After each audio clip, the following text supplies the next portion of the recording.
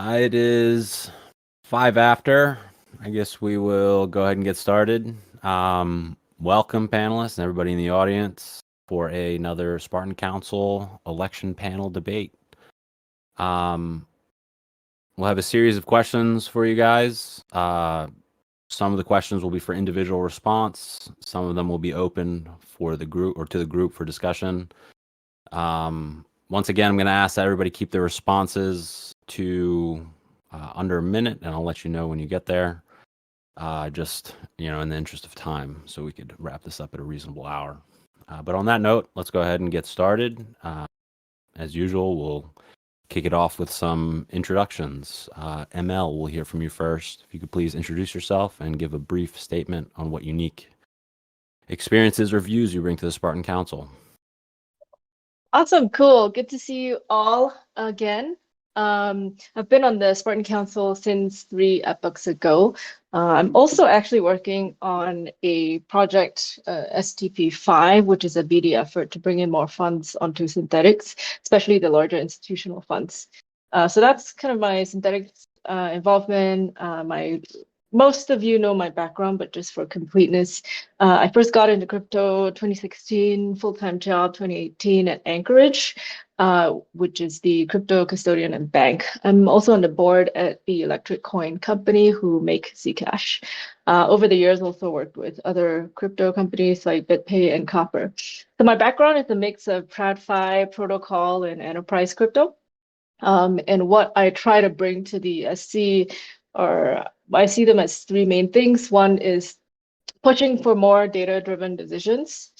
2 is helping to coordinate better across different stakeholders. And oftentimes that means bridging the SC, the CCs, and the TC. And then finally, some BD skills. And I think all these 3 things are essential for hyperscaling B3. That's me. Thank you, ML, and welcome back. Burt, on behalf of snaxFrens, we'll hear your introduction next, please.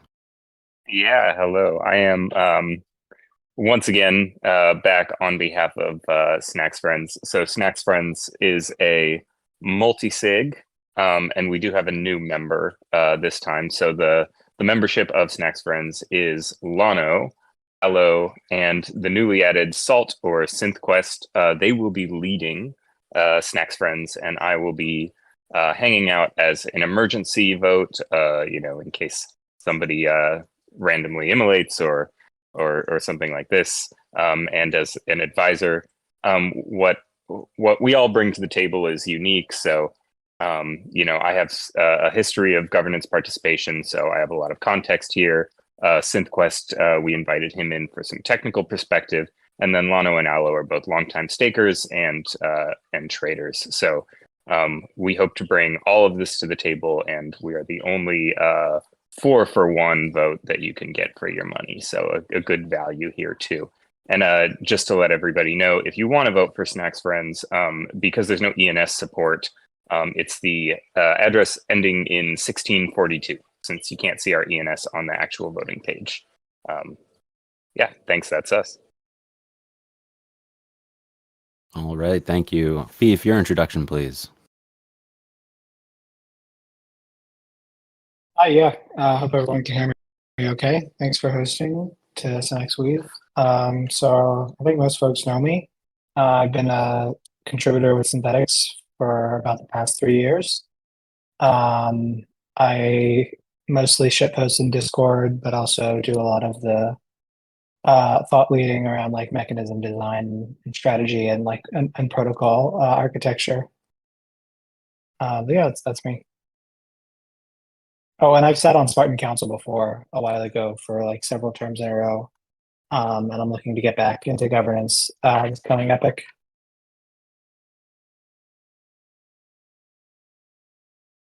All right, thank you. Cav, your introduction, please. Yeah, everyone, if you don't know who I am, you probably haven't been listening to very many of these calls. Core contributor and now chief coordinator of contributors. I'm looking forward to the Spartan Council being a little bit more connected to the other governance bodies as well as the core contributors. That's why I'm running. Afif, I'll send you my resume. Just drop your PO box in the chat, and I can share my credentials. I think we've got a pretty good roadmap already for the rest of this year, and my focus is really going to be on executing that.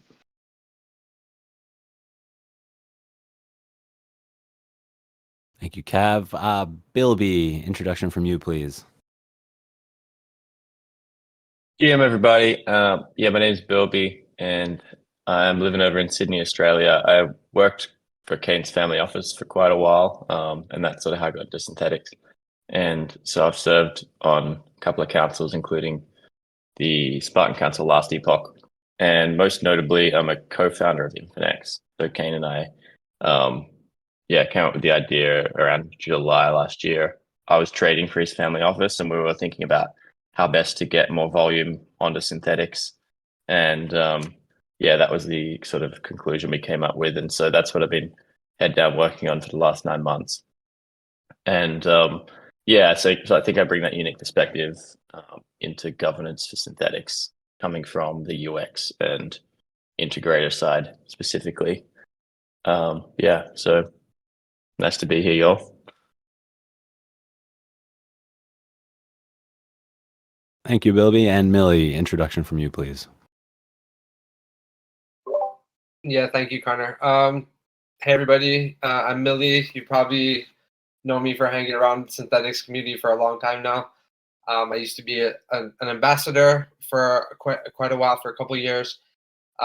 Recently, been serving as a Spartan Council member for the past couple of epochs. Actually, you'll notice I mentioned epoch or epoch. I said differently different times in the call. Just to say that early on. But I've been a long time, Synthetix community member. I'm pretty well up to date on most of the mechanism on how the architecture works. I'm definitely not like, as I definitely don't know it as well as someone like a Burt, but I think from like community perspective, I know it quite well. I think for the most part, like I'm very plugged into everything DeFi and everything very current in DeFi, especially in the Ethereum ecosystem, but also just everywhere in general. So I bring a current perspective on an updated perspective on everything that's going on in the industry and in the ecosystem. So yeah, that's me. That's the table.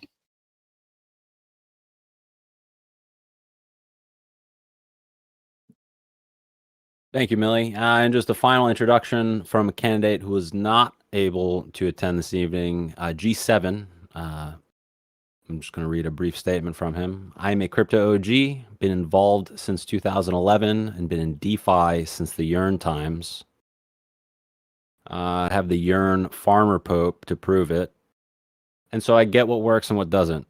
Was an elected Quenta council member and withdrew my nomination for re-election since I was not sure if I would be able to give it, if I was able to give it time.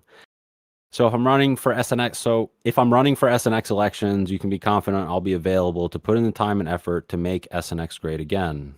P.S. Also #1 trader on Quenta for a year in a row. And with that, we will move on to the question and answer portion of this panel. The first question is going to be open for group discussion. There has been a lot of roadmap discussion this year. What are some of your thoughts on the current 2024 roadmap, draft roadmap, and would you propose any changes for the next 6 months to a year? Again, open for group discussion. I'm happy to jump in here because I think recently we had one of the most important roadmap discussions, which was kind of the timeline and prioritization for Arbitrum deploy for perps. Generally, everybody is for deploying on Arbitrum and different chains. Of course, that's what V3 is kind of designed to do. But snaxFrens in particular really came out in favor of prioritizing the Arbitrum deploy. I think that's like the best place to be, and I think the competition on the chain might be a little scary, but I think that's also where the opportunity lies. And so that's kind of probably if you were looking for a way that SNXFrens stands out in terms of our hope for the roadmap and where we've actually shown this in the past. Our support for prioritization of Arbitrum is probably where you would want to look.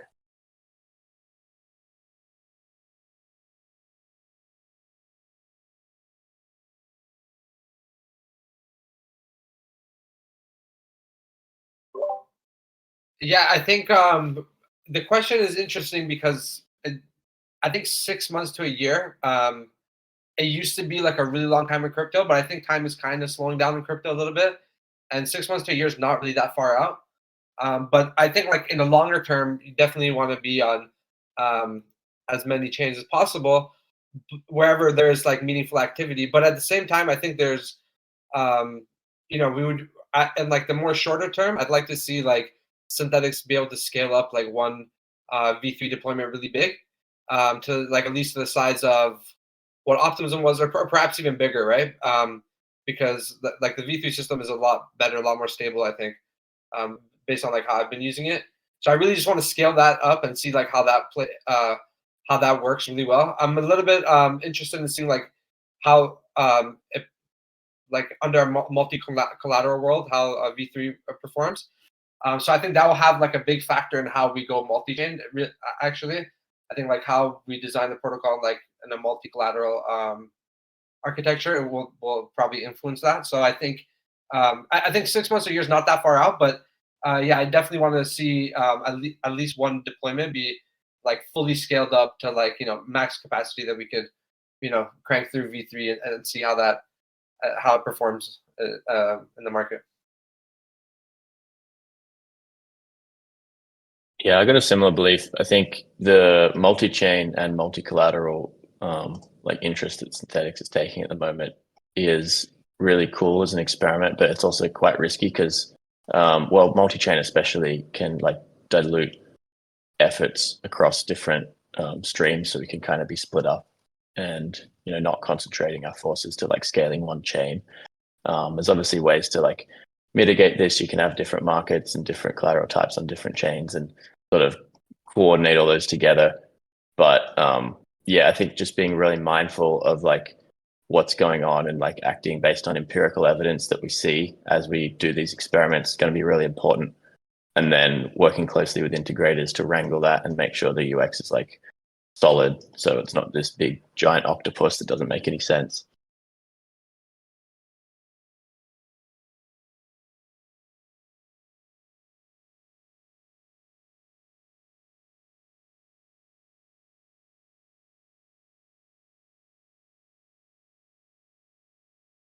Thank you, guys. Cav, Afif, ML, anything to add on the roadmap?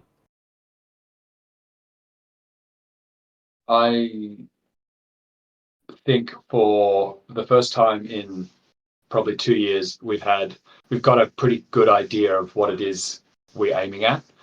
I think what I'm looking forward to is a Spartan Council and core contributors, to be honest, that are proactive and lean into hitting those milestones and scaling it up in creative ways. I think we have the direction now. I think we have the products that we've built that work. And I think scaling them up is more a case of agency and energy than needing to figure out what to do. So I'm more bullish than I've ever been. I think the roadmap milestones that we've got are great. If anyone has other ideas, I think we should hear them. But saving any new creative ideas, we should really lean into these. And I'd love to see a Spartan Council that comes each week with energy and maybe even doing some proactive work to help deliver on those milestones, whether it's working with chains or bringing in new opportunities or getting creative with proposals into ecosystem projects. So keep the roadmap, let's ship it. ML? Yeah, I think, well, I'm bullish that the new CL role to be a lot more coordinated across the councils. But I agree with, I think many, I think there was an octopus comment, and then Millie also said, I think overall we want V3 to scale, and personally I don't care what chain it is on, and which is why I voted or didn't vote the way on the Arbitrum. I just want to get a better sense of where we should focus our efforts, and we didn't have the right data for that. But a separate topic I think we should look ahead to is have a proper cross-council discussion about isolated versus unified deployments. And even if technically isolated deployments are the only practical choice now, I feel like we should have a full discussion around when and why a unified deployment is a good thing to do. For example, I think the Solana working group proposal from TC was a surprise. And then the wormhole bridge decision from last epoch was also kind of a surprise for the SC and ultimately was rejected. I think before we put more on the roadmap in terms of adding more deployments, we should have a discussion around, when and why to isolate versus unify. I think one additional maybe spicy take for the Quenta affiliated people here is I do think we need to more proactively explore ways to diversify from our favorite front end. We're entirely dependent on them in terms of volumes, and somewhere on the roadmap should be a consideration of that. Infinix obviously is up and coming, but we should also turn our eye towards emergent players. That's it. I will say, even as a obvious Quanta Maxi, from a Snax perspective, I don't disagree. Which is also kind of part of my reason for wanting to push Arbitrum so hard. Is like there are existing aggregators there that could just plug in Synthetix, so you wouldn't have to like spin up a Quanta competitor from scratch. Like there are just people who do this already sitting on that chain. Thanks. All right. Thank you, everybody. Moving on to the next question. But with the roadmap in mind, what are some of the ways you think Synthetix governance can improve to realize the vision set out in the roadmap most efficiently? Again, this one's open for group discussion. So anybody, Cav touched on it a little bit, but anybody can just chime in if you got something to say. Yeah, I think Cav, the CEO of Synthetix, nailed it pretty well. I think realistically, the roadmap is like right within reach, right? Like a lot of the stuff that's been in like concept mode for the past couple of years is like really coming to fruition.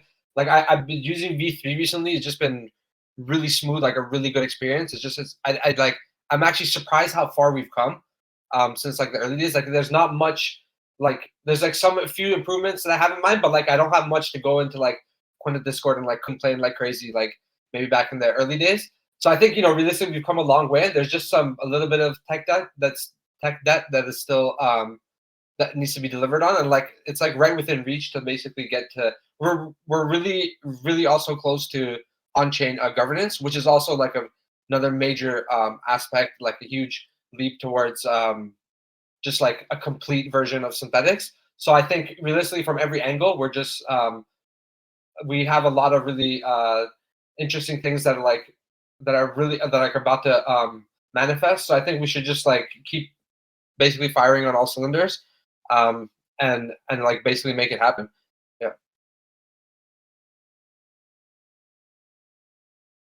I think it would be good to clarify or refresh the scope and mandate of each council, like distribution of powers, particularly between the SC and the TC. We've had a few situations this epoch where, for a moment we're like, should we have known, or this is not our problem. So perhaps like a refresher to redraw the boundaries of each council.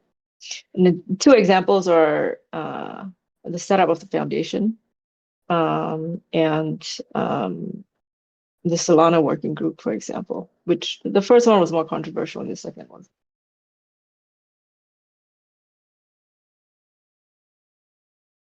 One small thing is we should probably finally formalize the risk council.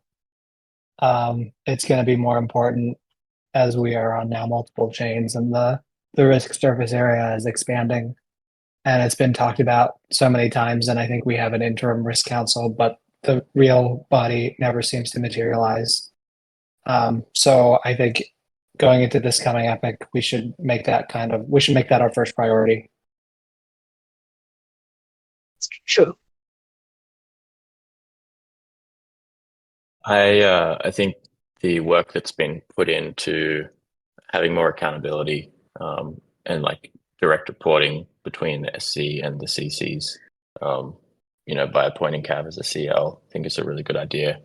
And yeah, so just like making sure that we're continuing that line of reasoning as we move forward, making sure that the roadmap is like clear and we're all aligned, and then people could just execute on that, and we just move forward with energy and force.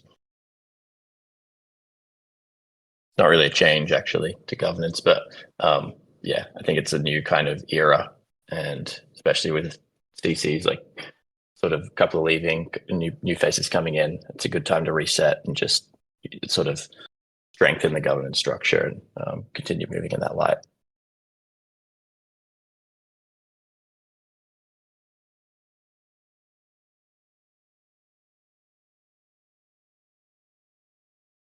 All right. Thank you, everybody. Moving on to the next question. This one will be for individual response. What do you see as the most important priority for Synthetix in the scale up of V3? Cav, we'll hear from you first on this one.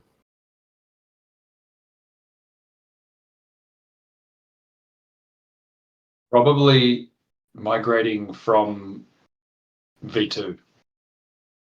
The reason being that frees up resources, it moves collateral into the V3 system in a massive way. I'll leave that.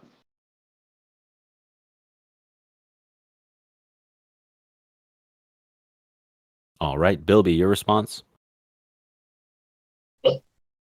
Yeah, I think Cav's got a good point. Like there's table stake stuff. You've got to do the sort of regular project management of scaling down and then scaling up on the other side. But I think also additionally, to get the flywheel moving, you need volume, obviously, and then that incentivizes LPs, and then you get more liquidity and so on and so forth. And so thinking about interesting ways to drive that, the input into that, I think innovating on perps, like doing things that other people aren't doing. A great example is letting SUSDE, the Athena stablecoin with yield bearing, be a collateral type. We've kind of not been able to move as quickly on that one as we could have in another universe, but that was like a really good idea. In like, if you've got something on your perps exchange that other people don't have, it's just going to attract more volume and more interest, and then more attention, and then it's going to get people over. Another thing we can do on the LP side is incentivize LPing, obviously, and the Arbitrum grant is a thing that's happening. But I think also the treasury is pretty fat, and we could start paying out some dollars, some SNX dollars for LPs if we're worried about that liquidity not scaling fast enough. Thank you, Bilby. ML, your response? Yeah, I think there are many angles. Incentives are definitely one. My bias is towards ensuring we have a product that's super easy to onboard. Based on my work with traders of size, we currently have a super bespoke and labor-intensive onboarding process. Our docs, our tooling, they're not sufficient for traders who are used to platforms like the centralized exchanges, which does mean maybe there's more alpha for those who are willing to set up early on. But it also means that larger players find, there are easier ways to make money than banging their heads on a wall. And like the product is not just the perps product, but also like documentation, great documentation, a convenient way to ingest historical data to analyze what kind of opportunities they can actually have. As far as I know, there's no easy way to do this now. And then trading templates, which we are kind of starting to solve with our SDK built by Troy and this user 50 Shades of Guai funding rate bot template. So the last part is being fixed, but I think the rest of the product needs to be reshaped for more ease of onboarding. That's it. Thank you, ML. Afif, your response, please. So I guess I'll double take as one of the answers and say that I think as we scale up, we definitely want to have that risk council in place. it's like going to be really critical to kind of have all of these things, have somebody who, a body that's kind of wholly accountable and regularly checking in with the Spartan Council on various like monitoring tools, what the, keeping risk parameters up to date, all that sort of thing. It's like very, very important as we scale up V3. But then I think I'll kind of echo what Gav said, that we really do need to kind of expedite winding off of V2 because it is a lot of like technical as well as like economic overhead.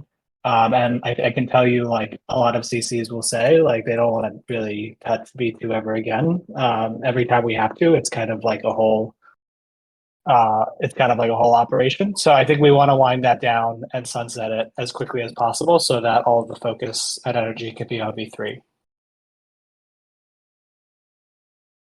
All right, thank you. Burt, your response, please. Yeah, luckily, I think a lot of what's needed to scale V3 is already happening. I agree that we need more users there, and there are some there's some very simple ways that we can do this, but I think a lot of this kind of falls on maybe non-Spartan Council activities, like incentives coming from the Treasury. I know has already been proposed and is something that's being worked on. Work from the front ends to make sure that the experience is as good as possible. It's quite a bit of work to go from contracts to something that's just a point and click, just like you would get on a centralized exchange. But this is all kind of being built. Incentives also can be done from the front ends, right? Like people now with that 20% that was passed, front ends have an incentive to push people through that liquidity route. So I think all of that stuff is kind of already in the works, and it's a lot of it is a matter of just kind of making sure it's built. I do agree with the idea that bringing in more collateral types would be a benefit, both on the margin collateral and on the LP side.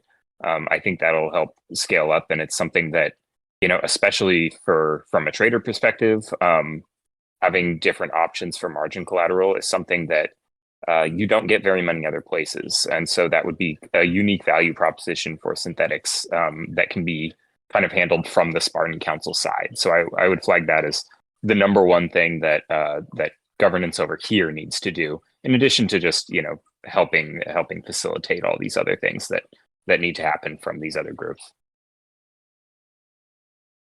Thank you, Burt. And we did have Padzank join the call. Oh, sorry. Before we get to you, Pad, Millie, your response to this question, please.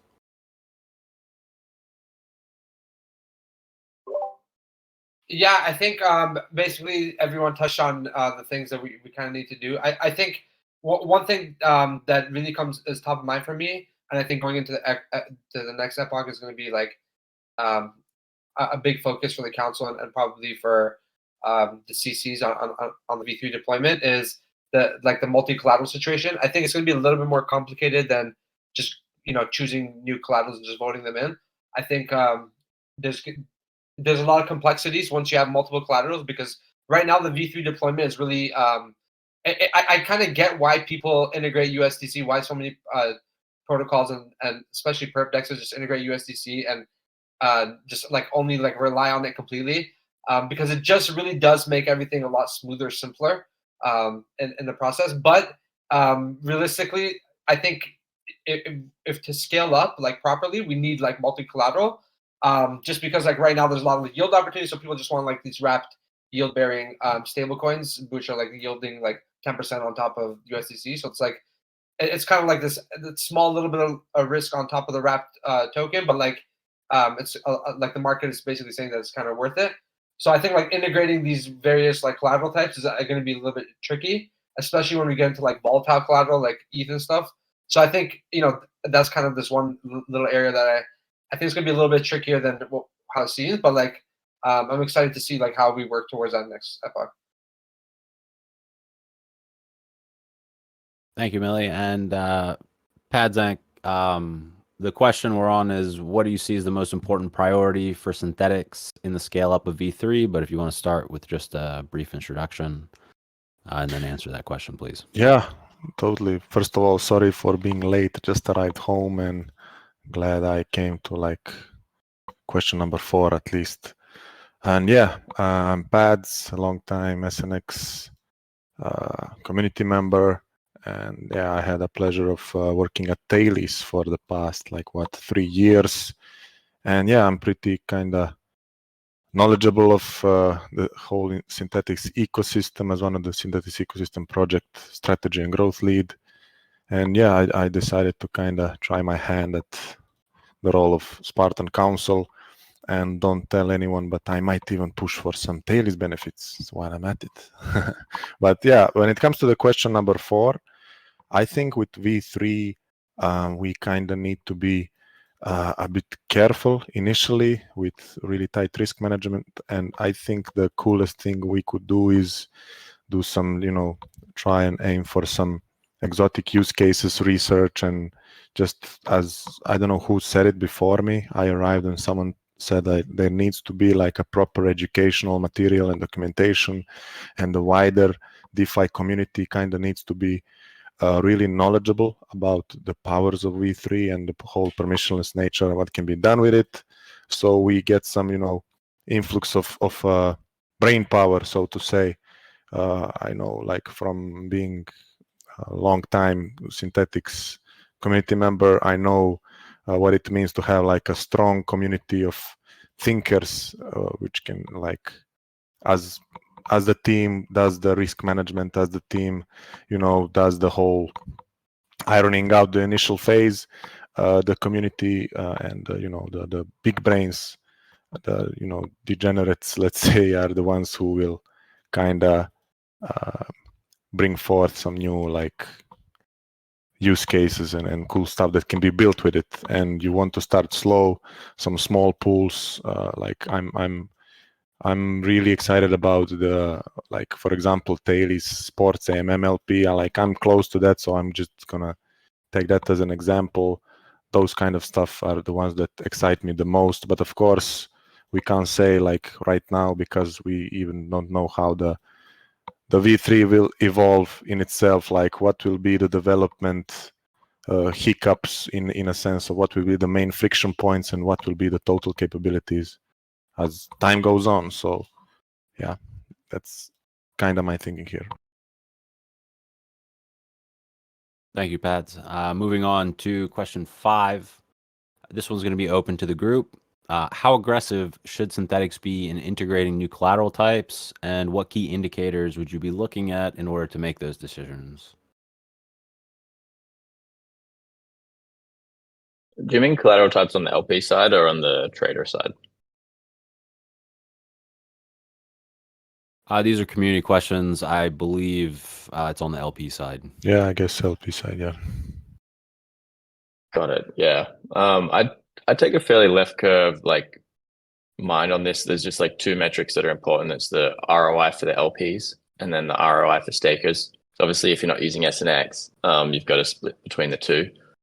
And the ROI for Synthetix holders, I think, isn't as important in the short term, but it shouldn't really be ignored, because like the wonderful thing about SNX token is that it's hard to sell when you're debt trapped. And so encouraging people to stake is really important. And so, like, yeah, and also like a really good headline metric just to say, like, this yield bearing token earning revenue from the protocol. So that's like a fairly long-term important metric. But then, yeah, obviously, like, you just need it to be attractive to LP. So getting that balance right is going to be tricky and important, and will require some experimenting as we move forward. I think one other thing is that, like, to take the opposite side of like the same approach is, like, you could either onboard yield bearing collateral, and we should, because if it's like a collateral with a high market yield like USD right now, you put yourself at a competitive disadvantage LP wise if you onboard the non yield bearing form of it, right? Because then you kind of have to get 10-12% right off the bat just to match it. But if you could onboard yield bearing collateral, and the additive yield makes it worth it. But I think another approach that can kind of work in parallel is and Synthetix is uniquely positioned for with the like stablecoin and derivatives intertwined as one, and all the liquidity is synthetic, you can onboard all sorts of other collaterals that don't have a very high native yield and offer a yield on them. So if you could, like other ERC20s, like on Arbitrum, like ARB, or whatever else is popular that don't really have much native yield, if you can onboard them as liquidity and earn, like, obviously not in huge amounts, but and earn, like, 10, 15, 20% or something like that. It's another way to onboard a lot of these different to onboard liquidity without being at a really competitive disadvantage, as would be the case with stablecoin liquidity.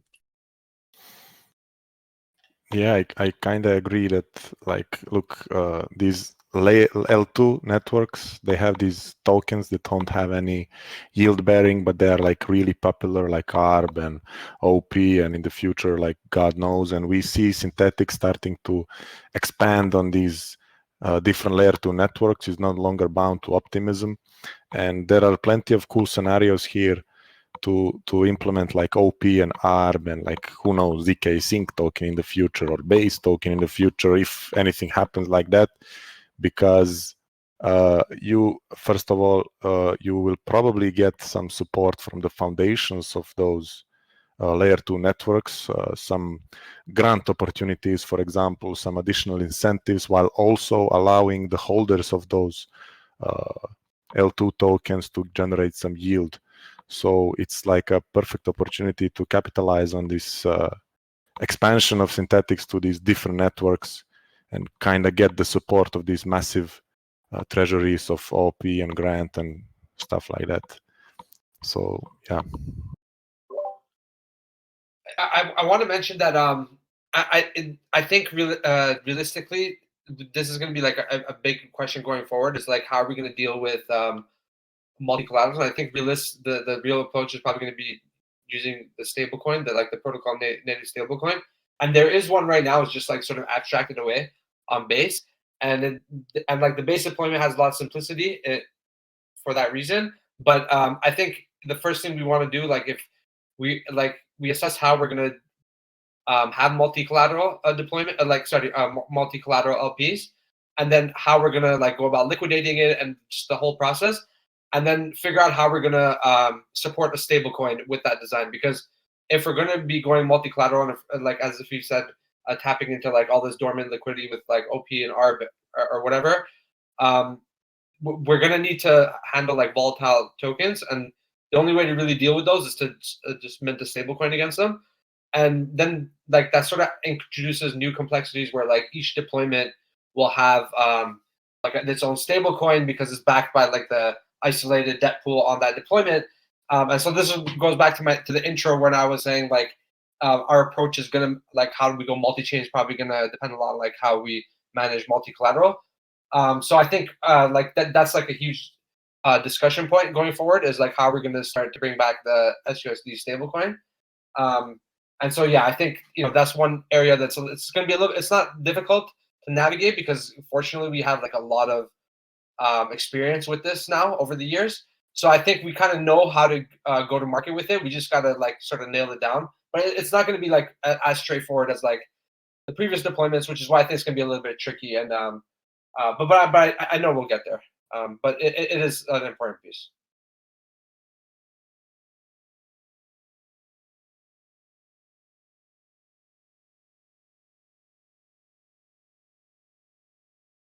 All right. Thank you, Millie. If nobody has anything else to add, we'll move on to the next question.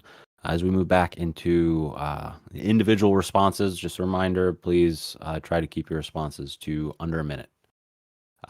Next question: how should Synthetix incentivize integrators to build and innovate on the Synthetix platform, and how do you view the Spartan Council's role in this effort? Millie, we'll hear from you first on this one.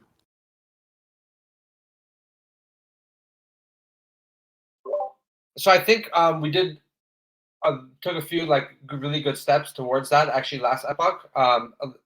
Yeah, I believe it was last one, where we basically enshrined the integrator incentives right into the protocol fees. So like Matt posted that really funny meme the other day of the pie chart where it's for the 40-40-20, where 40% goes to LPs, 40% goes to SNX buyback and burn, and 20% goes to integrators. And this is like embedded in protocol. So like I think this is just like a really good design choice for Synthetix because we want multiple integrators.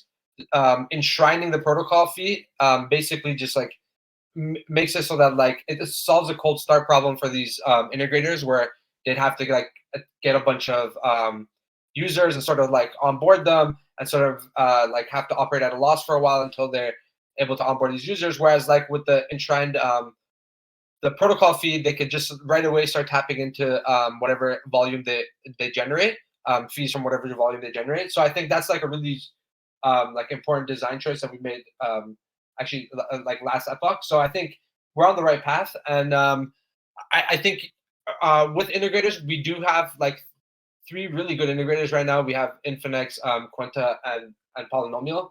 All 3 are like really great teams and just like doing a really great job recently. So I think we're in a pretty good place. Realistically, if Synthetix does like disrupt the perps market, which it does seem like it will do, because like the V3 deployment is just really good, and I think it's probably like the best perp AMM design right now. So like for that reason, it'll probably just attract attention anyway, and we'll just get new integrators. And like anytime they want to show up, like it's the protocol has an enshrined incentive for them, so they could just like at any time tap into that. So I think we're in a pretty good place. Thank you, Millie. Bilby, your response, please. Thanks for the kind words, Millie. Really appreciate it, especially since we haven't gone out on mainnet yet. So very kind of you.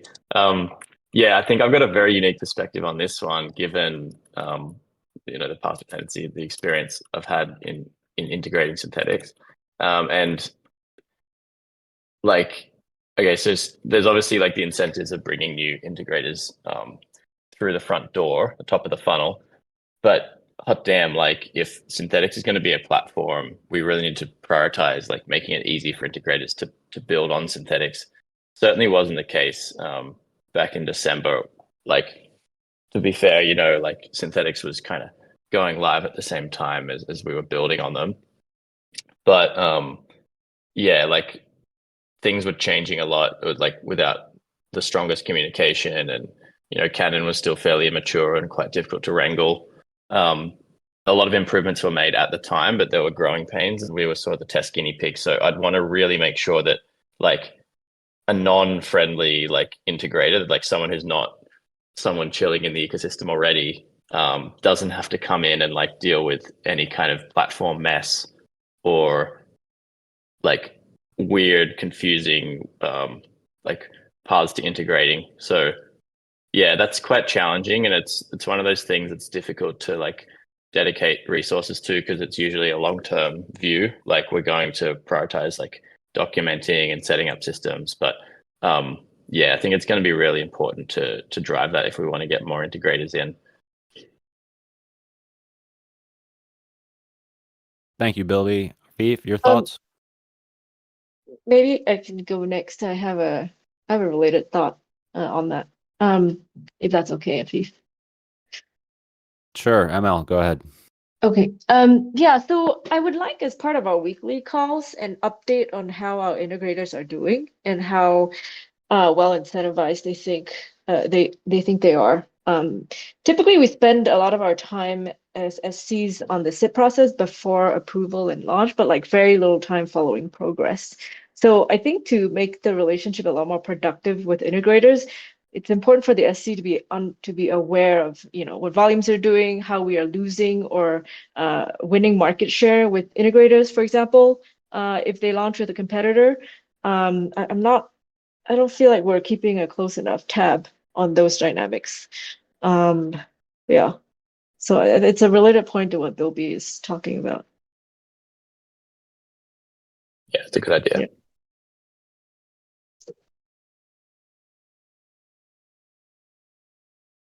Thank you, ML. All right, Afif, your response, please. Yeah, so I think at the community level, we've kind of finally made that big step where we've enshrined integrator incentives into the protocol, which I think goes a long way in terms of kind of improving the attractiveness for integrators to build on Synthetix. I think there's probably a lot more that we can do at the technical level, which I guess is more of a CC thing. It's kind of a lot of us are a lot of CCs are spread thin with a lot of different integrators, but I think potentially if we could bring in other folks to kind of help support, like as Bilby was saying, like there's a lot of like growing pains, you know, like the protocol is changing, Canada is changing. I think we've also kind of gotten better at now. Caleb is like proposing, you know, integrator requests all the time with like a list of quality of life features that integrators have improved, and like we've kind of done a better job of like actually going out and getting that feedback and then integrating it into the protocol as quickly as possible. But there's probably still more we could do to improve on that. And I think maybe like I'm not sure what the best way to go about it is, but I think if we could kind of like also try to cater to integrators who want to, you know, like I think like Quenta's initiative with the Quanto perp is like really great to see. Like folks making, you know, the full use of V3 to build something interesting. And I think if you want to talk about like competitiveness and how we can differentiate ourselves versus other protocols, I think like offering things that don't exist anywhere else kind of has to be like the strength that we lean into and like kind of build on the flexibility of the protocol. So I think if like any way that we could support initiatives like that, whether it's through kind of like, you know, outsourcing of our own risk counsel or like lending a hand from CCs or anything like that, I think goes a long way. All right. Thank you. Burt, your response, please. Yeah, I think a lot of the points that have already been brought up are really good. Like there is a lot of technical lift to integrating, and although V3 is like a superior system, I think at the end of the road, it's also more challenging due to, you know, dealing with things like native cross margin. I think I've kind of laid out in previous discussions and like governance calls how Quenta's having to deal with kind of figuring out a way to support isolated margin and cross margin, which is a big front end lift. But it's necessary really to have a product where, you know, it's actually competitive with V2. So this is a good thing that we're offering more features. But I think Spartan Council should be really aware of what kind of like resources we're offering for this type of technical implementation, and then B, when we're actually passing like these types of mechanism designs, do a better job of thinking all the way down the road in terms of like what this looks like kind of from a user perspective without any kind of adornment or additional building on top, right? Because if we want, you know, the 45 front ends that take 45 minutes, you have to have something that's really just ready to slap a UI on, or we're going to have a lot more, you know, BD and technical work to do. And really balancing those kinds of priorities, I think, is important. Also, I think thinking further down that road and like making sure that we're connected with like incentive proposals. For example, the TC is offering to incentivize trading on V3, which is great, but it's kind of left up to integrators at this point how to facilitate claiming. We're using, you know, account abstraction for at least some of our users, and this is fine. Like integrators have to do some of this work, but if it's easier for integrators to plug into this stuff because this technical implementation has been thought out for them first and thought about from the SC side, then people are going to be much more incentivized to just, you know, come and plug in, especially these aggregators that exist on Arbitrum as we move into that ecosystem. Thank you, Burt. Cav, your response, please. Yeah, I have some strong views on this. I think Synthetix needs to complete its transformation from a product-focused approach to an ecosystem and a platform. I think we've got most of the way there. I tend to agree with most of the sentiment on the call. I think there's two ways we address this. We address this internally. We should hire one or two more people. There's some job ads that will be going out shortly that will be definitely an engineer role focused on integrations, as well as potentially a head of ecosystem to do a lot of the coordinating now that the number of partners is growing so much. I think the second external part is refining our message to the market and making the incentives available for those integrators and making them clear. I think we've done an okay job of that. That could be clearer and more specific. The good news is that we've seen multiple integrators in the past couple of months turn up without any notice and integrate themselves. So we're kind of close, but we need to finish this off. I think the closing piece on this is it does come with some trade-offs in that we need to focus as on a platform, and the Spartan Council needs to think about Synthetix as a platform rather than individual integrators, which could potentially cause some disagreement. But I think thinking about Synthetix first as a platform, having the right people inside and the right clear incentives on the outside is how we complete this shift to a platform. Thank you, Cav. And Padzank, your thoughts on this question? Yeah, I believe as Synthetix kind of grows the number of integrators, it has to have like a clear, I don't know, standardization, let's say, where integrations might grow to like numbers that are pretty crazy, and that's like if everything goes well, Synthetix will have like a massive amount of integrators for various qualities. And if the documentation and everything is super clear, and the integration technical aspect of cultivating integrations goes well, Synthetix needs to be ready for like being permissionless in that sense, where anyone can come in and tap into the integrating and building their own product on top of Synthetix without much overhead from CCs or whatever. And one also super cool aspect that I would be I would love to see is like post Cancun, we saw like how cold data is much cheaper, and like the AA account abstraction is finally kind of feasible to have like the complete suite of like paymaster and the batching and session keys and everything. Kind of makes sense for protocols to explore sponsored gas fees, let's say, to provide like a full Web2 experience for like some VIP users or integrators to some extent. And we already see Base as like a prominent leader in this space. They want to cultivate their network for retail users. They are offering gas sponsorship grants up to like 1 ETH. And you can apply it like Base network, and Synthetix can do something similar with this.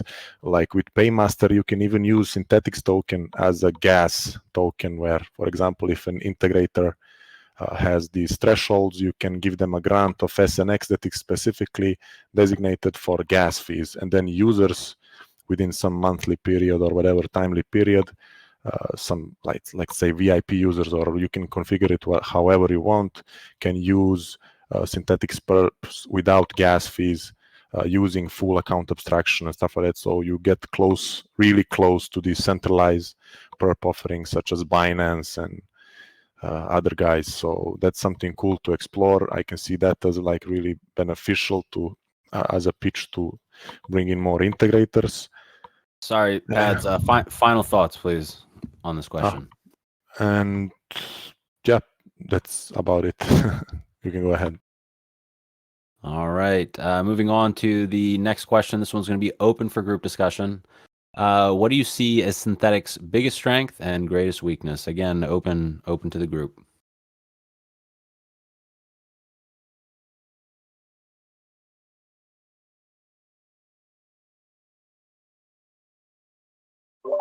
Well, I think Synthetix is sorry. better. Oh, you got me. No, go ahead.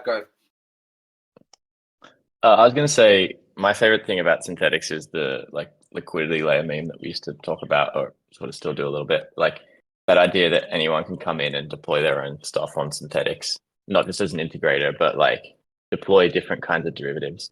I think that's a really powerful utopia that we should all work towards in crypto in general. Because like we've sort of had this thought throughout the conversation today that like if you have something on your exchange or your platform that other people don't have, then that's a really powerful way to bring in new users. And the ability for other people to come up with ideas and come in and do that permissionlessly is like just super powerful. That's something we have an advantage over other perps exchanges as well as other centralized exchanges. So like, you know, just making it really easy for folks to come in and deploy like, I don't know, like Bowden divided by Tremp or something like that, you know, as the election comes up, as like a poll indicator that people can take leverage on, you know, or like random meme coin derivatives or something like that that aren't listed on exchanges yet. Obviously, you need the ability to short them, and so, but like permissionless lending is a thing. So I think I'm really excited about that kind of future. So I guess I could say as a weakness, it's not super clear how you could come about and do that. And I guess we're not up to that stage yet. But again, coming off the last discussion point about being a platform, I think being a little more mature in how, just getting some more maturity in how like we allow people to come and build on Synthetix is probably my favorite weakness.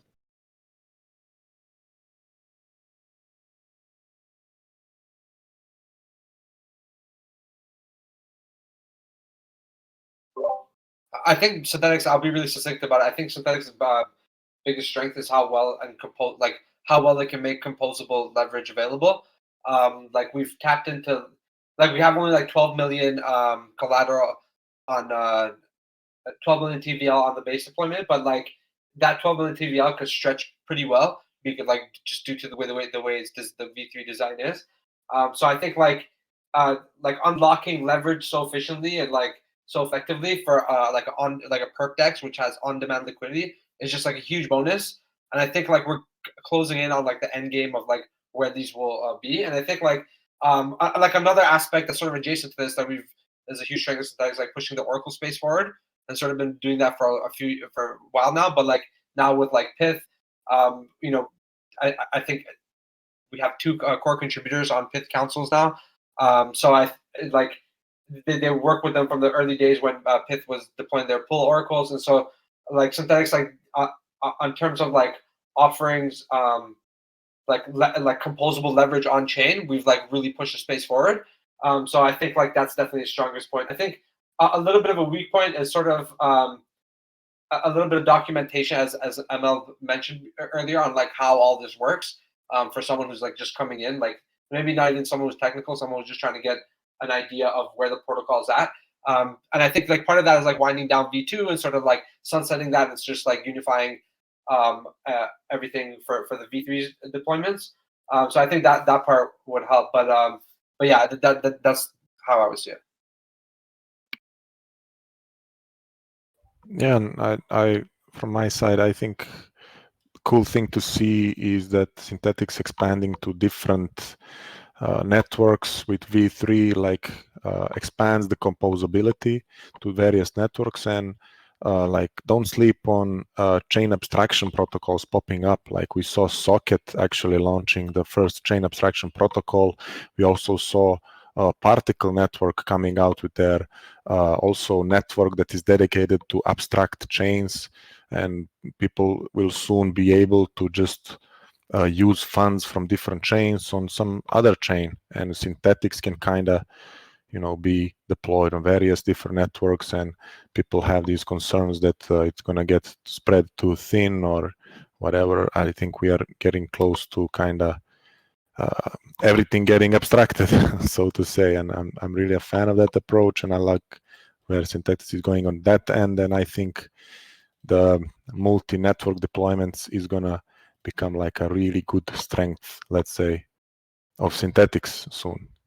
And yeah, there needs to be some good quality BD done, and of course the Spartan Council needs to kind of assess the whole situation. So it needs to be knowledgeable to be able to you know, do due diligence for these kind of new infrastructure popping left and right. And like it's difficult to say now what will be the weaknesses, what will be the strengths for that period, but you know, you need to be nimble in this space and just be adaptable.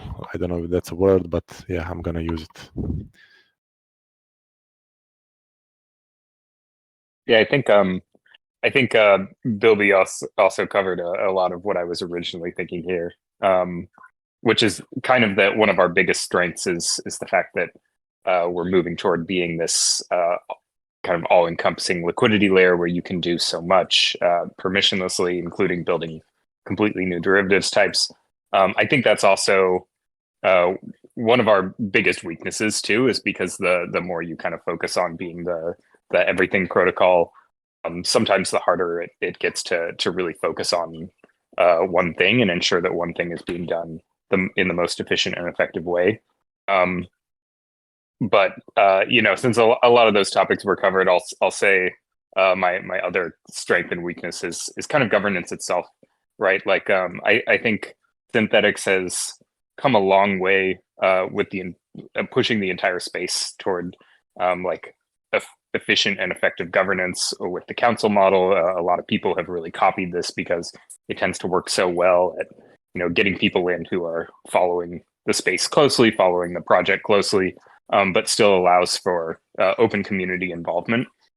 But I do think like there's still a long way to go with figuring out how governance can be a little bit more predictable to work with. I think the recent Arbitrum proposal was a good example, and I'm not going to relitigate the pros and cons, but it was more that like I think until the very last minute, nobody really knew how it was going to go, and that ends up being difficult, kind of from the outside, to work with governance structures that are kind of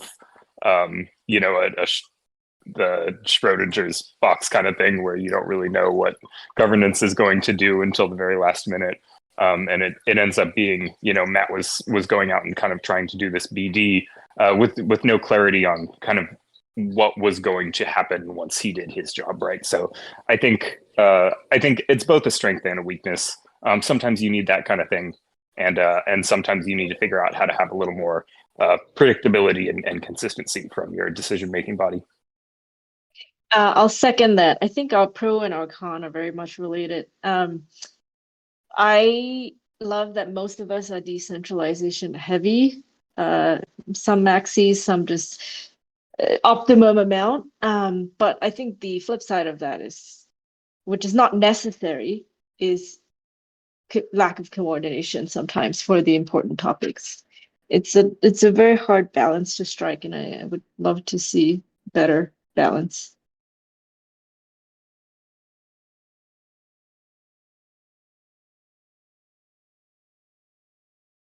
At risk of piling on, I think that Synthetix is, both from a protocol and a governance perspective, doing something really important, which is genuinely decentralized, permissionless, and composable.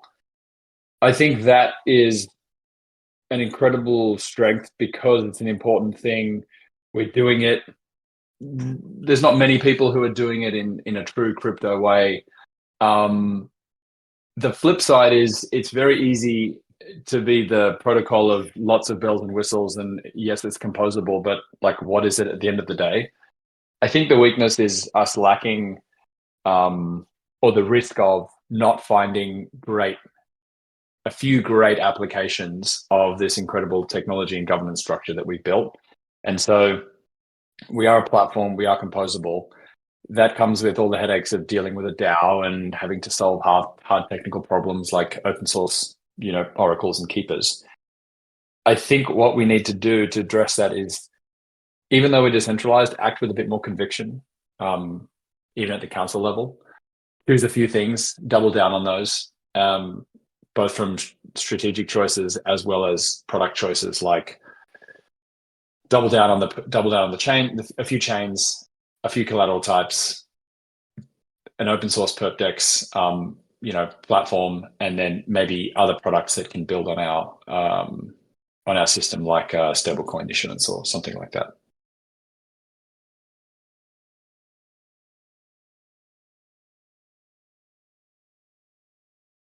All right. Thank you, everybody. Moving on to the next question. This one's also open to the group. What are your thoughts on the OP SNX chain, and what are some of the use cases that would drive users to this chain? Okay, I want to go first here because I have a lot of thoughts on this. I think actually in the future, I think that's like a really good idea. I think most applications actually that don't need like immediate composability would probably benefit from excuse me, from having their own chain, or actually their own rollup specifically. So I think rollups in general are eventually will like converge on this construct that's kind of like a smart contract with more bells and whistles. I think in that world, it will make a lot of sense for Synthetix to probably potentially have like one deployment, and who knows, maybe at that time there'll be a upgrade to V3, or maybe it'll be a different version, maybe it'll be a more hardened protocol. So I think I'm actually not in a rush to do this, and I think realistically, like if we look back, the growing pains of like integrating a really new technology like optimism, like really in the early days, was just it was really like hard, right? And the like having like these really early projects in the early stages and integrating with them as they're designing and changing their protocol over time, it just has a lot of problems. So I think in a world where we have like a lot of certainty around like what the end state for like some of these rollups will look like with fault proofs live, or with if they're using ZK proofs with ZK proofing live, and like a little bit more battle tested, and we're getting there too, right? Like we're not that far out, but I think like in that world it would make a lot of sense. But I think like in the more immediate future, I don't think it's something that we should like go after right away. But like I think it makes a lot of sense, and I think in terms of onboarding users to a rollup, like the first like easiest thing you could do for a 0 to 1 like UX improvement is to have a really good fast bridge right away. And luckily right now there's a lot of fast bridges out there, so it's just a matter of like integrating the right one right off the bat. And some projects like make the wrong BD choice there and stuff, and so they end up paying for it and they don't know why they're not getting used right away. But like that's one of the main components, just getting the right bridge right off the bat. And like I think these problems will be solved more and more as time goes on. So like in the future, like there might just be a really good bridging standard for all these rollups, and like you could just like plug into that eventually, right? And just take our Synthetix users to there, or like or maybe like we just give a option for like another deployment there, or like there's just many different like ways to go about it. And I think once there's like this concrete implementation, then it just like it's a much better time to like go for it, because like adopting these things like too early is sometimes has like a lot of issues, and you just take on too much at once. Yeah, and from my side, like OP SNX chain, we need to see where the industry is going. Like mostly, like the things change around here fast, and who knows? Maybe in the future, deploying a rollup for an application would be redundant, or maybe it would be super necessary. Who knows? Who knows if these abstraction stuff kicks in, and then all of a sudden on whatever layer, predominant layer to network you deploy, it might as well be as you have your own chain. And but yeah, the majority of friction, as Millie said, for deploying your own rollup is what infrastructure are you able to provide for ease of access, like how the chain will work, like the network will work, for example, and how do you onboard people. And I guess one potential of onboarding people to your OP SNX chain would be onboarding integrators first. And whenever you have like these super cool dApps that run on your OP SNX chain, they will have a job of getting new users, and you just need to provide them the best infrastructure possible for the integrators, not the users. And then you delegate the onboarding to the integrators, and you kind of try and make their jobs easier through the technical stuff, I guess. But I'm not sure if right now it's the time to go full rollup mode. I'm more of a fan right now of just riding the wave of OPR base and stuff like that. So that's kind of my view here. Yeah, I'm gonna echo that. I really just think that this might not be what this epoch's council needs to undertake. It's an interesting idea to have the mothership chain, but I think Padzank is right on the money with all of this stuff, and I think it's probably just not going to be this epoch's topic. So I'm not too concerned about it because of that. Cool, interesting idea though.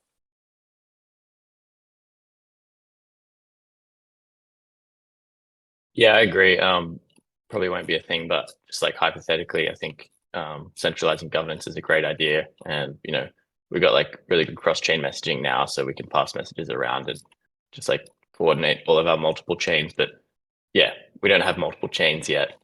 The other thing is like we could do some cool stuff around like order books and running our own sequencer, like kind of considering the SNX chain as like a backend.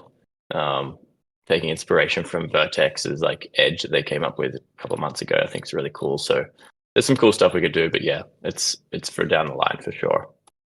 Yeah, or like go the beta chain approach and try and build a layer 2 who has like sequencer somehow connected to the LPing itself and do some funky, cool tokenomics, ponzinomics stuff with that. Like why Yeah, deploy? exactly. Yeah. Like why OP SNX chain? Like do a beta chain SNX chain. But Yeah. One thing I'll mention fun about party. a roll up is that like this was something like really abstract I was thinking about recently is that one advantage if you do roll up, but there's not in production that do this right now. But one advantage is like you could have the sequencer set, and you could have like restaking commitments for your sequencers to not just order transactions, but to also provide other services on the roll up. So I think that's an interesting approach down the road, like a roll up that has like that whose sequencer set, which is like kind of like the validator set, takes on like these other commitments, like doing an order book for like some app on the chain or something. So like, and that app could be like the app specific to the chain, or it could be just an app on the chain. So I think like there's interesting design choices that could be made, but like we're just too early to be talking about it because like no one even has a decentralized sequencer for their roll up yet, right? So like we're not even there yet. So like I think once we get there, there'll be some interesting design options. yeah, and maybe like in time you could focus the SNX chain narrative and BD around ease of access for ARB bots or ARB guys, whatever, where you build the chain around the premise of making the ARB as easy as possible between like Binance and SNX perps within the chain and stuff like that. There probably in time you could do some cool stuff with that in mind, I guess, but definitely way down the line.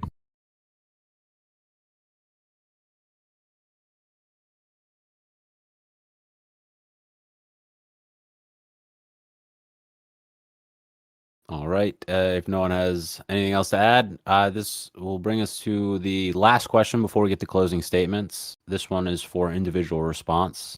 What sorts of innovations or new features would you suggest to improve the experience for perps users and LPs? Afif, we'll hear from you first on this one. Okay, so maybe just new features. I think we've spent the last kind of 2 years trying a lot to innovate, and like we will continue innovating, but we also want to like come up with new features and distribute the innovations that we've spent the last 2 working on, like Synthetix V3, Perfect V2, Perfect V3. But I do have a couple in mind. I think one that's pretty big is the off-chain order book, on-chain liquidity hybrid model that Matt has been championing through the Optimism Grants Council, which we actually did receive funding for. I think that has a lot of potential to kind of surface some of the benefits of Synthetix's model to like a wider net of users, right? So like folks who want to trade on an order book can trade on an order book, but they still have the exit hatch of trading directly through the on-chain contracts and vice versa. So that's one that I'm particularly excited about. And then one small one is related to like multi-collateral. I think if we are kind of going the route of like non-stable coin collateral in V3, which we do want, I think we need to reform the stablecoin issuance economics a little bit. Like I think it's been talked about a few times in the past, but it's kind of crazy that we issue a stablecoin and we don't have like a built-in interest rate to be able to modulate, supply and demand. And if we are really serious about having many collateral types on V3, then we have to get serious about how the stablecoin will work in V3. And it's a good opportunity to introduce something like that to make it make more sense. So I have several, but I'll stop there to keep the time. Thank you. Burt, your response, please. Yeah, I think a lot of those ideas that that FIFA kind of ran me on are good. So I'm gonna go ahead and start by just saying all of those are great. I think from a trader's perspective, like the margin collateral, yield bearing margin collateral is kind of a big one. This is something that like is essentially the crypto version of like margin sweep, what they do on Robinhood, and it works for me. I never take my money out of Robinhood because of this. I think also, you know, what Quanta has been kind of experimenting with is different methods of settlement. So, you know, Quanto, for those who aren't aware, is settlement in ETH. In this case, it was taken from Forex, basically, where you can like trade non-USD pairs and settle in USD, which is useful for some people, of course.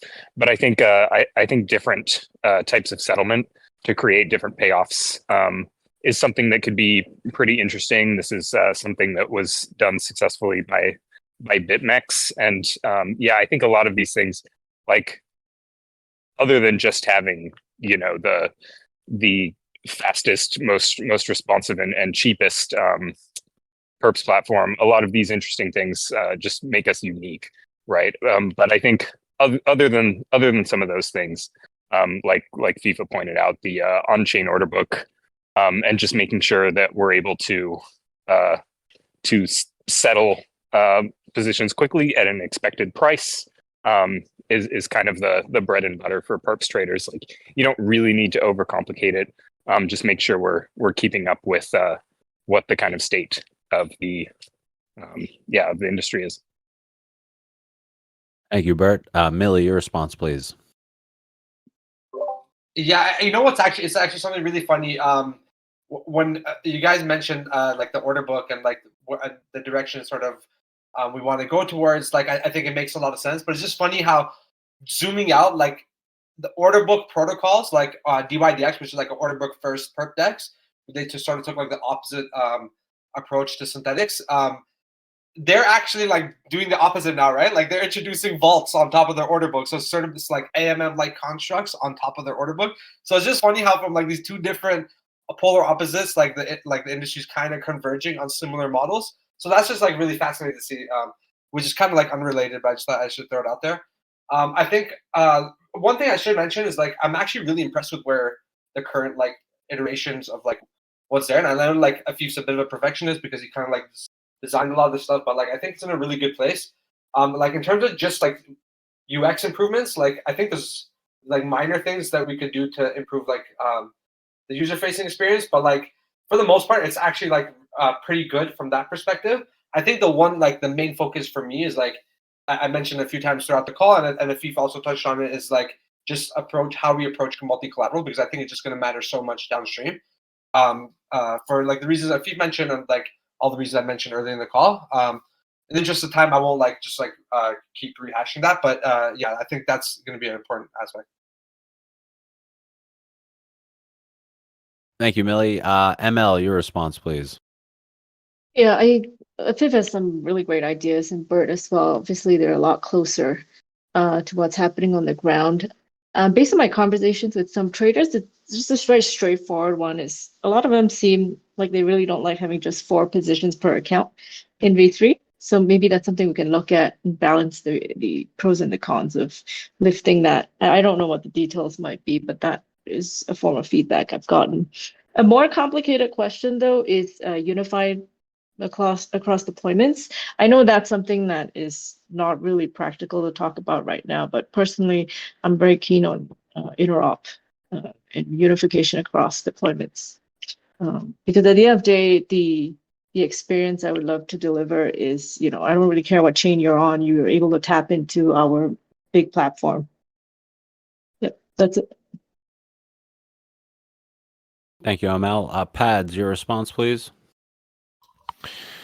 Yeah, so I'm a big fan of trying and push the integrators, or just kind of have like this approach of where you want to get as much random flow in the perps as possible, and you can do that from the protocol side by just trying to make the integrator's job easier to make the integrating dApps as as close to Web 2 as possible without actually being like Web 2. And the birth of kind of Infinex is the step into that direction. What Quenta is doing with onboarding users, one-click trading and stuff like that. I would like to see also Synthetix from the protocol side kind of pushing the integrators towards this. And of course, Synthetix now needs to kind of think about how to tackle the multi-network deployments and explore some ideas of how to, make the user's job easier when going like cross networks and stuff like that. And yeah, so as you can tell, I'm a big fan of onboarding random flow, let's say, like retail people, and that would make a job easier for the risk management team to get like some more random flow and not some like super advanced flow. So yeah, I guess that's how you can like two birds with one stone, let's say, like that, where you benefit the protocol in the background, but you also benefit perp users as you onboard like a new wave of traders with this new technology that's popping up on a field of account abstraction and cross-chain stuff, and abstracting basically everything. So I'm a big fan of that.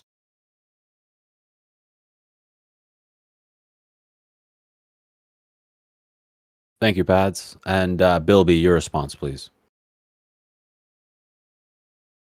Yeah, building on Pads is the point on what Infinex is doing. I think there are two things that need to be done in order to like onboard new people into Synthetix. The first that Infinex is really just tackling ferociously is like there has to be this account onboarding process and experience that means that like someone coming from a centralized exchange or someone who hasn't been on chain yet doesn't have to learn anything new in order to trade on Synthetix. And that's a very simple goal to state, but like it's got a lot of complexity behind it. But yeah, that's what Infinex is doing. So like minimize the switching costs between wherever the trader is and Synthetix as step one. And then once you've sorted that problem, the exciting thing then is like coming up with ways to actually get people across to Synthetix. So giving them a carrot to move over. And the order book one is sort of an in-between. I think there's a giant audience out there who need an order book before they're going to start trading on an exchange, like a bigger audience than we kind of anticipate. And the DYDX case study is like an example. It's like, the first like big order book sort of DEX, or if you call it that, like, and it just like crushes in volume compared to all the MM ones. So I think us integrating an order book is going to be massive in terms of opening up to a new audience. And then, yeah, just to like doing random crazy like derivative stuff like this liquidity layer meme that we talked about. And I'm also super bullish on the yield bearing collateral. I think that's going to be massive. So echo the sentiment of everyone basically as I go last in this round of conversations.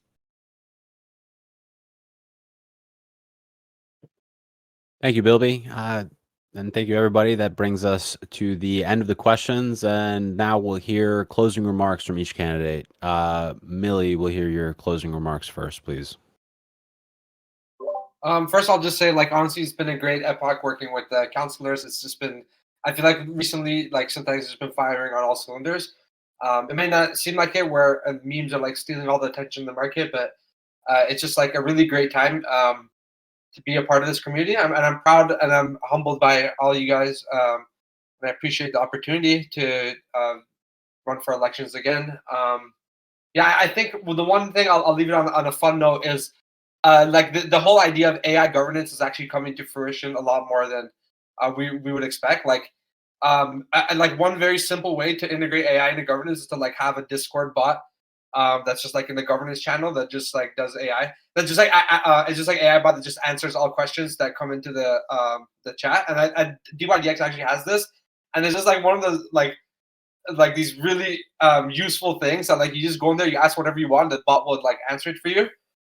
So like there's just like it's just a funny thing that from a few epochs ago, like we were just talking about it, and it was like this crazy wild idea, and now we're like sort of seeing these like things like fall into place. It's just interesting. Could we get an AI bot to be the CL instead of Cav? Maybe it could be like really efficient. I don't think we'll get more efficient than the CEO of SNX Cav. All right, thank you, Millie. Burt, okay. closing statements from you, please, Burt. Yeah, I'm gonna actually take a quick second of my closing statements to clarify a little bit of why the order book was such a big part of the last discussion, because I feel like that wasn't touched. Because like with an order book, like the liquidity on every other exchange isn't smooth, right? It's concentrated in specific places, and you can set a price that you want to pay and guarantee that price. And with our system, that's just not enabled. So like this is actually all very important stuff. A lot of traders really want to have like, they want to know their price, right? And maybe want to offer more liquidity at certain prices. So just wanted to clarify that. In terms of SNXFrens and our closing statements, I'm just really excited that we were able to successfully do this for an epoch. I'm really excited that like the other guys have stepped up and we've actually improved our game and added somebody new with a whole new perspective. And so I think you can interact with any one of us if you want to kind of find out a little more about what SNXFrens is doing. We're in the Discord all the time. We haven't missed a meeting, and that's really what you're getting here, like deep dedication and a lot of different perspectives. So thank you to my boys, because you guys have really made this great, and I'm happy to support you guys for another epoch. Thank you.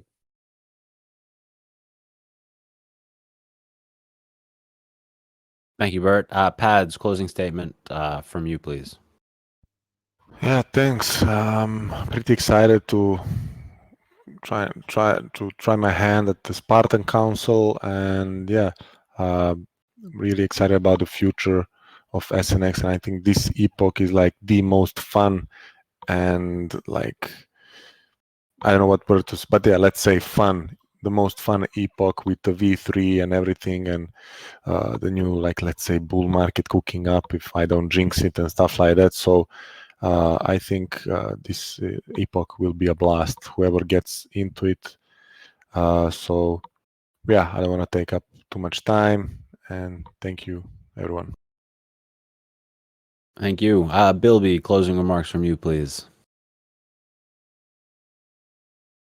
Thanks, Connor. Yeah, the interesting thing is I joined the Spartan Council this year to like really represent Synthetix.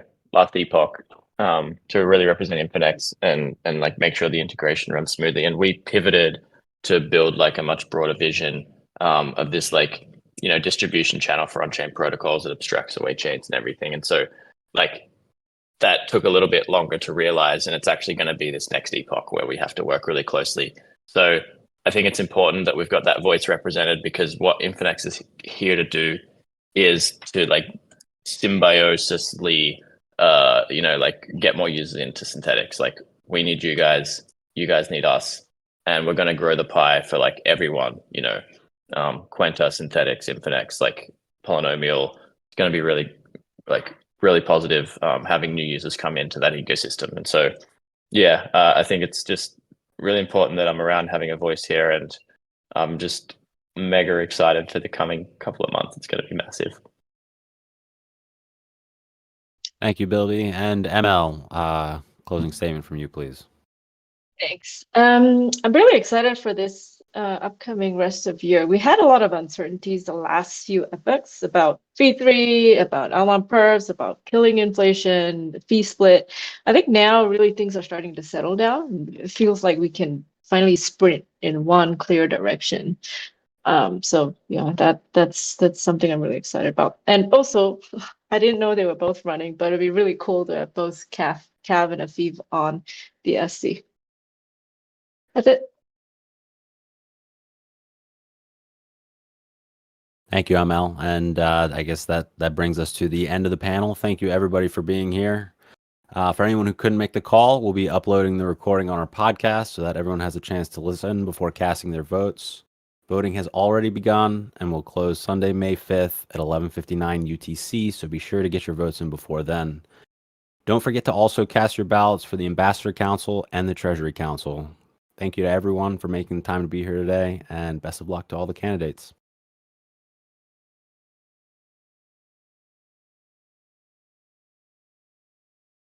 Thanks, everyone. See you later.